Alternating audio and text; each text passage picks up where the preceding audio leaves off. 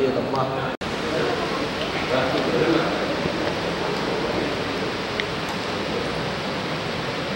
Oh, lengkap memang.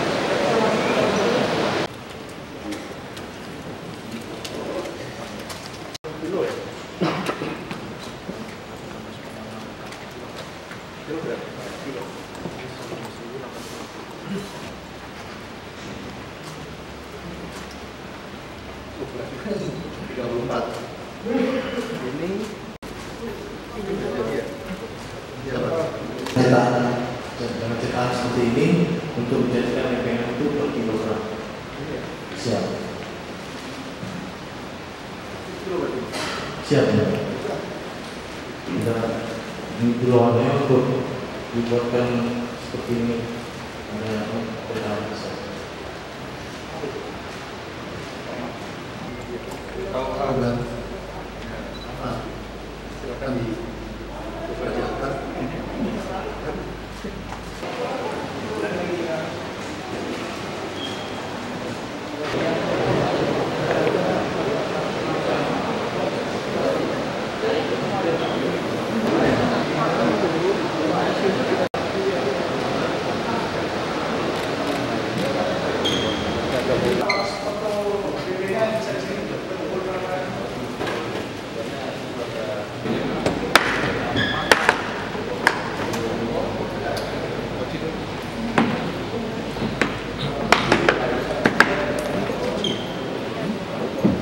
Mas Awal ini Mas Amir, Mas Utuh di sana.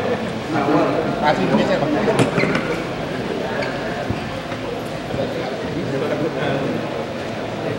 Mas Adil.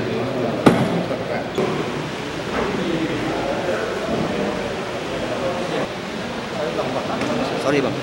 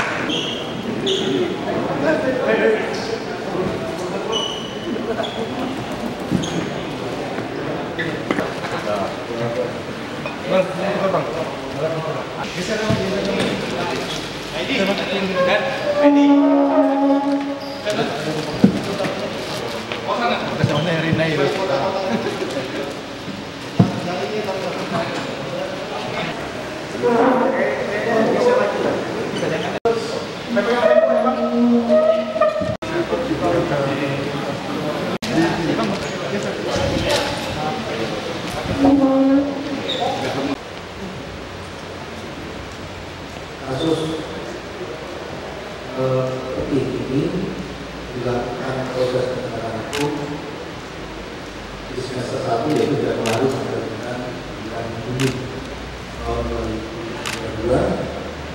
Adapun jumlah kasusnya ada 23 kasus, 5 penanganan perkara atau kasus pidana khusus dan penanganan pasangan.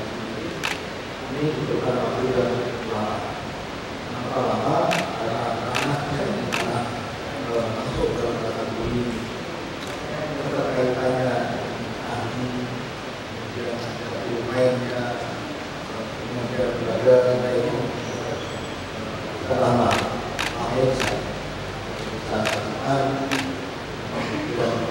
dan menghasil hasil dana dan dalam tidak terhadap masalah tersebut. Bulan 23 ini termasuk Polres Januari ada 1 kasus, Februari ada 4 kasus, Maret ada 5 kasus, April ada 3 kasus, Mei ada 5 kasus, Juni ada 5 kasus.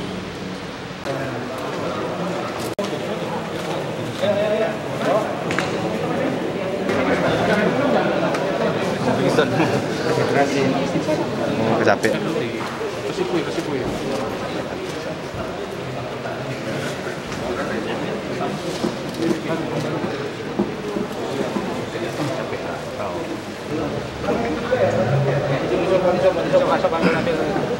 Bang Jino.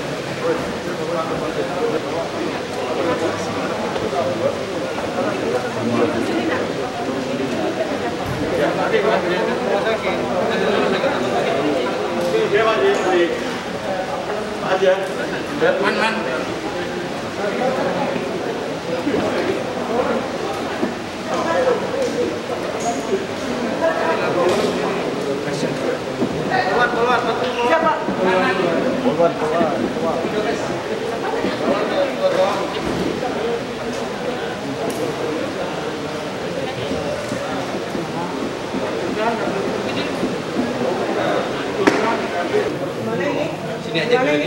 Duduk aja dulu.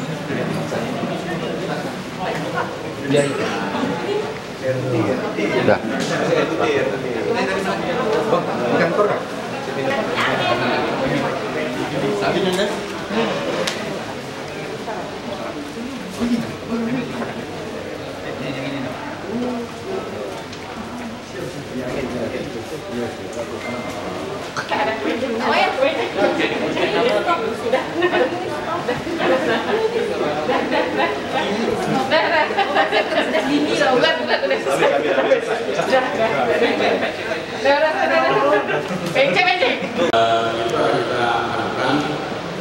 Kalau aku baterai, tiga baterai. Sampaikan bahwa rangkaian kasusnya itu ada 23. Itu kalau untuk lokasinya itu ada 10 kabupaten. Ya, jadi itulah dari 10 kabupaten itu kita terapkan perklasan menjadi 23. Inisial A ini warga Kota Siloam dan ada korban juga yang menjadi tersangka juga dalam kasus ini. Ya, memang ada keluarganya Pak yang jadi tersangka, nanti kita akan tanya ya, kita bisa jawab. Jadi Pak, upaya pencegahan seperti apa? Kalau ini tindakan Gimana? Kemudian untuk rangkaian yang saya sampaikan bahwa yang kita lakukan mereka ini satu rangkai dengan kegiatan yang dilakukan oleh bisa A terlihat. Jadi mungkin masih banyak laporan dari masyarakat yang masih ada kegiatan itu. Sekali lagi ini masih dalam rangka dirinya juga kita akan lakukan rangka pegangan.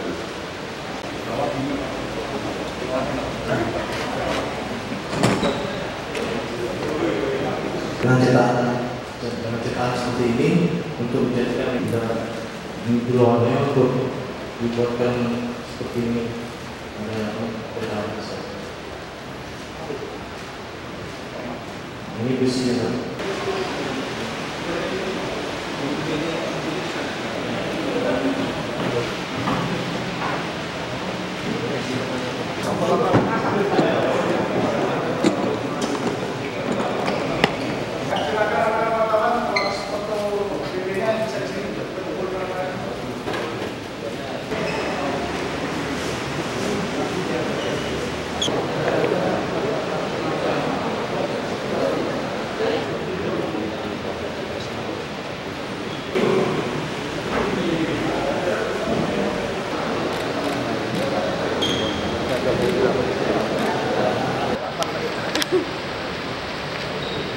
Nggak apa-apa lah.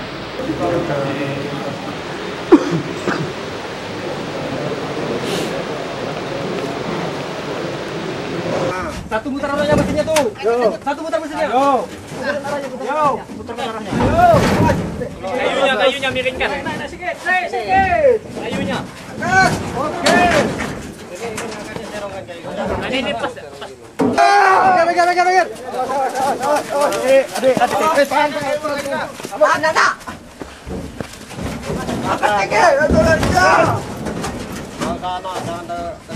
Angkat sikit. Kau lalu aduh kau nih. Udah cabe ya, aduh, saya kurang apa lagi? Udah nus lari lah nus.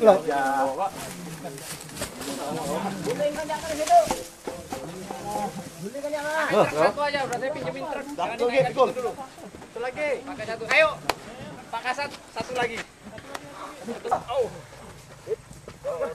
Pelan-pelan ya. Mati dulu.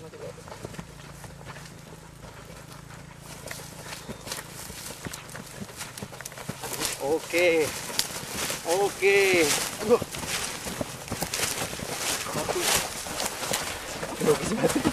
Ya.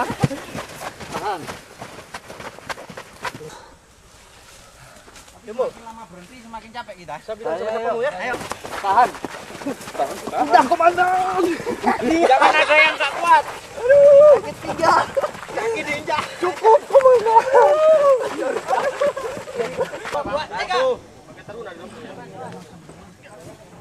Wush, Hercules. Wush. Hercules. Kau Pak Hercules satu tuh. Hercules asli Hercules. Kurang Bang, Hercules. Patah.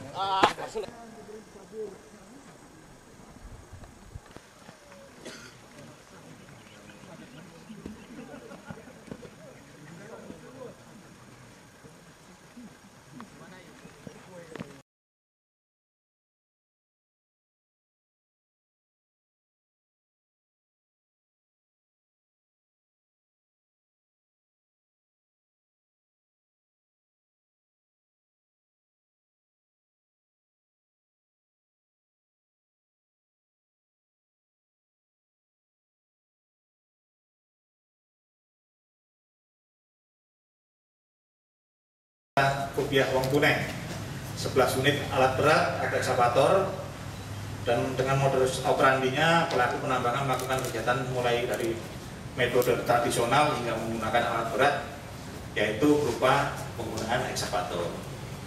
Hasil penambangan dari TKP baik butiran atau lempengan emas dibawa ke pengepul, kemudian dari pengepul emas didistribusikan ke pengolah baik di Pontianak maupun di kota lainnya di Indonesia, khususnya Jakarta dan Surabaya.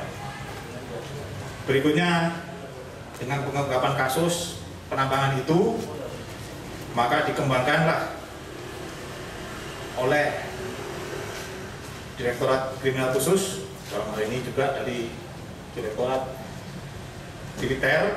Nah, kita melakukan penindakan dengan sasaran SPBU, kemudian APMS, truk dan truk modifikasi, ya, modifikasi pick up, kendaraan dengan jerigen, tong, drum, dan lain-lain yang berisi solar subsidi. Dengan hasil sebagai berikut.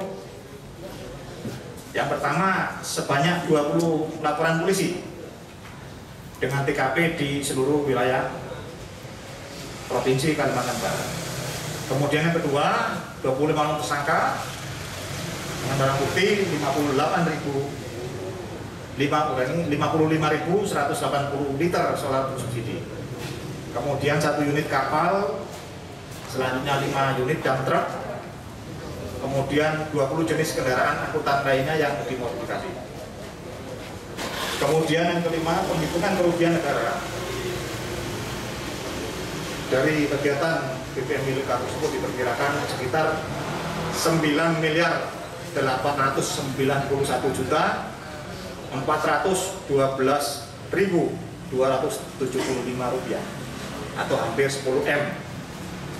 Adapun modus operandinya, yang pelaku melakukan penjualan BBM jenis solar subsidi di atas harga head yang dimasukkan ke dalam baby tank, drum ataupun jerigen.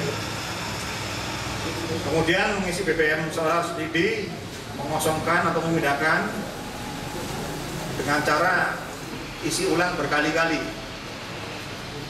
Kemudian modus lainnya menjual BBM jenis solar subsidi kepada industri atau pertambangan. Kemudian mengangkut BBM jenis solar subsidi tanpa dilengkapi dokumen. Dan yang terakhir melakukan penimbunan BBM jenis solar subsidi untuk dijual kembali. Jadi untuk itu dengan adanya penindakan ini sebagai salah satu shock terapi ya, secara masif terhadap kejahatan terkait sumber daya mineral dan energi. Kita lakukan sampai dengan saat ini. Ya, pada intinya bisa kita kabarkan sebagai berikut. Yang pertama, penindakan dilakukan tidak hanya terhadap masyarakat kecil, antara penambang, tapi juga dilakukan terhadap para pemodal maupun cukong yang selama ini tidak tersentuh. Jadi beberapa saat yang lalu, pada saat kita rilis yang lalu, sudah ada pemodalnya, cukong juga. Kemudian penegakan hukum yang dilakukan terhadap pemodal atau cukong diterapkan juga TPPU atau tindak pidana pencucian uang, money laundering, untuk memberikan efek jerah. Kemudian yang ketiga, tidak cukup hanya upaya penegakan hukum, tindakan yang dilakukan, Polda juga melakukan koordinasi dan kolaborasi penanganan permasalahan BBM subsidi dan peti, diantaranya melaksanakan rapat koordinasi dengan pemerintah daerah, karena salah satu faktor penyebab naiknya kejahatan di bidang sumber daya mineral dan energi latar belakang ekonomi dan sosial budaya masyarakat. Selanjutnya melakukan penelitian dan pengajian secara akademis untuk merumuskan kebijakan dalam pengelolaan penambangan rakyat yang ramah lingkungan, sekaligus meningkatkan taraf hidup masyarakat banyak. Jadi itu merupakan upaya-upaya yang telah dilakukan oleh Polda Kalimantan Barat, dalam hal ini Direktorat Krimsus atau sebagai ujung tombaknya Subdit Militer. Demikian tadi sudah saya sampaikan. Mungkin bisa kita buka forum diskusi dengan cara isi ulang berkali-kali.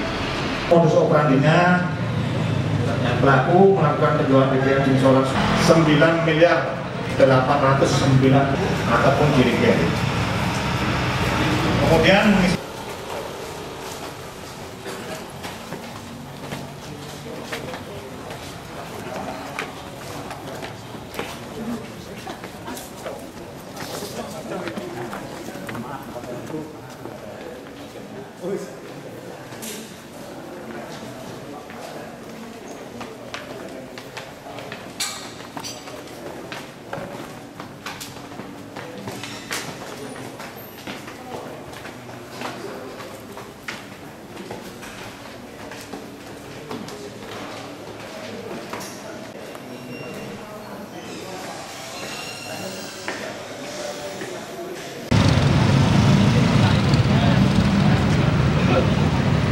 Banyak lah. Makanya rame nih. Jadi ke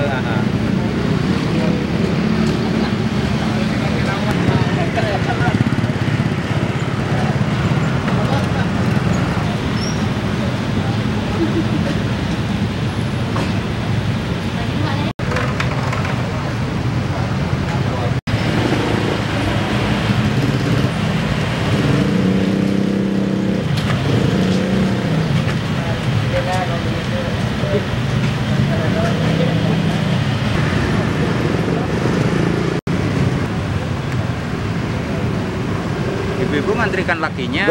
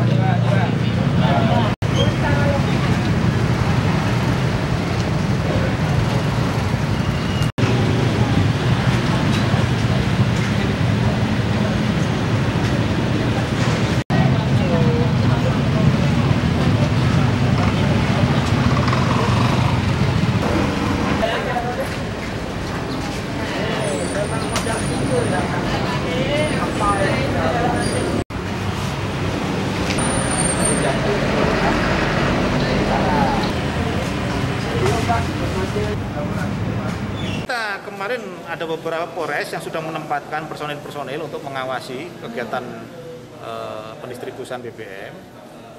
Namun ya kita minta peran serta masyarakat juga. Kalau misalkan masih ada antrian-antrian seperti itu, segera aja laporkan kepada kepolisian terdekat, baik Polsek maupun Polres, supaya segera ditindaklanjuti. Karena ya itu memang sangat mengganggu sekali, khususnya arus lalu lintas. Dan juga mungkin masyarakat yang membutuhkan BBM secara subsidi khususnya ya, akan terganggu gitu, kalau misalkan ada hal-hal yang seperti itu. Ini juga makanya butuh peran serta masyarakat untuk membantu kita. Kalau polisi hanya ditempatkan di situ aja mengawasi 24 jam kan nggak mungkin juga, karena personil kita terbatas. Jadi peran serta masyarakat, baik organisasi atau lembaga kemasyarakatan, LSM, ya itu yang kita butuhkan. Nggak apa-apa, kalau misalkan ada ya segera aja dilaporkan, Pak. Ada beberapa permasalahan yang seperti itu, tapi itu kan masih bisa kita pilah. Jadi karena ada kebutuhan-kebutuhan yang tidak bisa dipenuhin, maksudnya adalah karena kondisi jauhnya wilayah atau tidak terdapatnya SPBU di sana, nah, sehingga itu memang ada ketentuan itu sudah diatur semua, ada aturannya sudah ada. Jadi bisa kita pilah-pilah, ini mana yang memang benar-benar orang cari makan dengan cara menggunakan BBM ilegal ataupun dengan memang untuk memenuhi kebutuhan yang di pelosok-pelosok. Jadi kebutuhan-kebutuhan di pelosok-pelosok itu harus kita perhatikan juga. Kalau hanya mengandalkan aturan yang mungkin sesuai dengan undang-undang tapi tidak melihat posisi kesulitan di wilayah kan nggak mungkin juga. Makanya diterbitkanlah adanya beberapa peraturan baik yang sifatnya daerah, kabupaten maupun dari kepala desa.